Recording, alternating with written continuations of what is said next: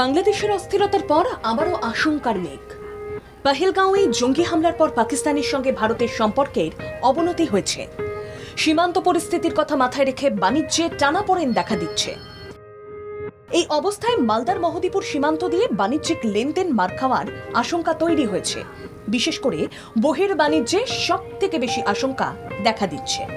ব্যবসায়ীরা মনে করছেন বাণিজ্য লক্ষ্যেতে টান পড়তে পারে। সন্ত্রাসের কারণে অর্থনীতিতে ছায়া ফেলতে পারে কাশ্মীরের ঘটনা। জেলা প্রশাসন সুষ্ঠু বাণিজ্যিক সম্পর্ক বজায় রাখার জন্য তৎপর রয়েছে। মহদীপুর স্থলবন্দর হচ্ছে খুব গুরুত্বপূর্ণ জায়গা। আমাদের এখানকার প্রশাসনও তৎপর আছে এবং বিএসএফ এদের সাথে আমাদের অনেকবার মিটিংও হয়েছে এই বিষয় নিয়ে। কিন্তু আমাদের প্রশাসনিক কর্তারা যারা আছে, ডিএম স্যার, এসপি স্যার, এনারাও ভালো তৎপর, যাতে কোনো রকম এখানে অশান্তি বা কোনো রকম কোনো ঝামেলা বা এক্সপোর্টে কোনো রকম ঘাটা না পড়ে, তার জন্য আমাদের প্রশাসন কিন্তু তৎপর আছে।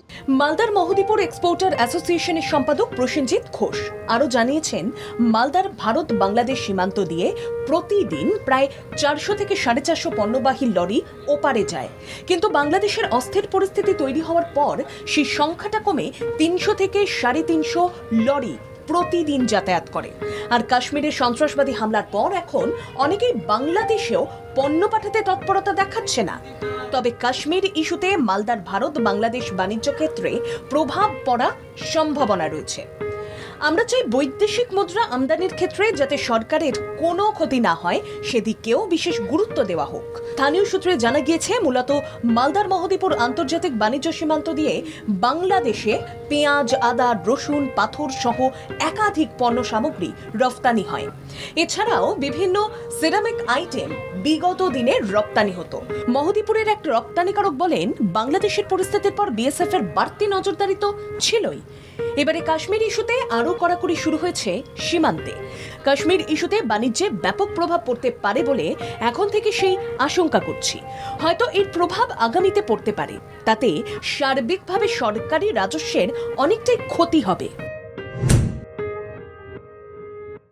Still, plastic, tiles, painting, fabric, এগুলো কিছু আইটেম এক্সপোর্ট বন্ধ করেছে।